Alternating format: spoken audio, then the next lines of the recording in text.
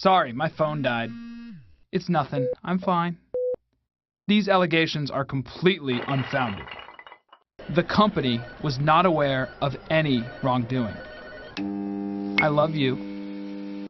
We hear anywhere from 10 to 200 lies a day, and we spent much of our history coming up with ways to detect them. From medieval torture devices to polygraphs, blood pressure and breathing monitors, voice stress analyzers, eye trackers, infrared brain scanners, and even the 400-pound electroencephalogram. But although such tools have worked under certain circumstances, most can be fooled with enough preparation, and none are considered reliable enough to even be admissible in court. But what if the problem is not with the techniques, but the underlying assumption that lying spurs physiological changes? What if we took a more direct approach, using communication science to analyze the lies themselves? On a psychological level, we lie partly to paint a better picture of ourselves, connecting our fantasies to the person we wish we were rather than the person we are. But while our brain is busy dreaming, it's letting plenty of signals slip by. Our conscious mind only controls about 5% of our cognitive function, including communication, while the other 95% occurs beyond our awareness. And according to the literature on reality monitoring, stories based on imagined experiences are qualitatively different from those based on real experiences. This suggests that creating a false story about a personal topic takes work and results in a different pattern of language use. A technology known as linguistic text analysis has helped to identify 4 such common patterns in the subconscious language of deception. First, liars reference themselves less when making deceptive statements. They write or talk more about others, often using the third person to distance and disassociate themselves from their lie. Which sounds more false? Absolutely no party took place at this house, or I didn't host a party here. Second, liars tend to be more negative, because on a subconscious level, they feel guilty about lying. For example, a liar might say something like, "Sorry, my stupid phone battery died. I hate that thing." Third, liars typically explain events in simple terms, since our brains struggle to build a complex lie. Judgment and evaluation are complex things for our brains to compute.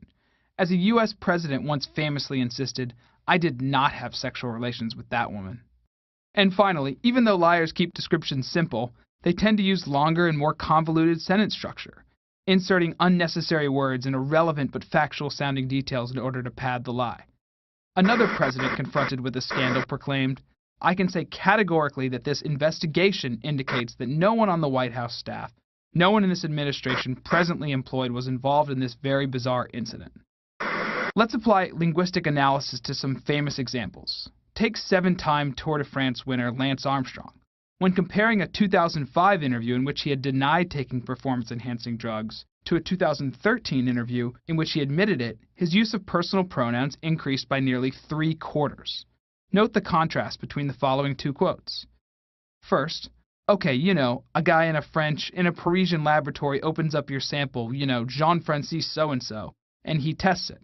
And then you get a phone call from a newspaper that says, 'We found you to be positive 6 times for EPO.'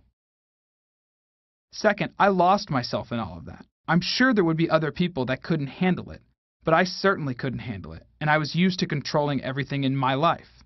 I controlled every outcome in my life." In his denial, Armstrong described a hypothetical situation focused on someone else, removing himself from the situation entirely. In his admission, he owns his statements, delving into his personal emotions and motivations. But the use of personal pronouns is just one indicator of deception. Let's look at another example from former Senator and U.S. presidential candidate John Edwards. "I only know that the apparent father has said publicly that he is the father of the baby. I also have not been engaged in any activity of any description that requested, agreed to, or supported payments of any kind to the woman or to the apparent father of the baby." Not only is that a pretty long-winded way to say, "the baby isn't mine," but Edwards never calls the other parties by name, instead saying, "that baby, the woman, and the apparent father."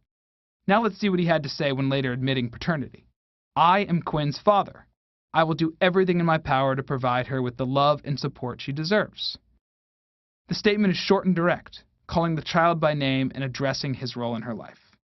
So how can you apply these lie-spotting techniques to your life? First, remember that many of the lies we encounter on a daily basis are far less serious than these examples, It may even be harmless. But it's still worthwhile to be aware of telltale clues like minimal self-references, negative language, simple explanations, and convoluted phrasing. It just might help you avoid an overvalued stock, an ineffective product, or even a terrible relationship.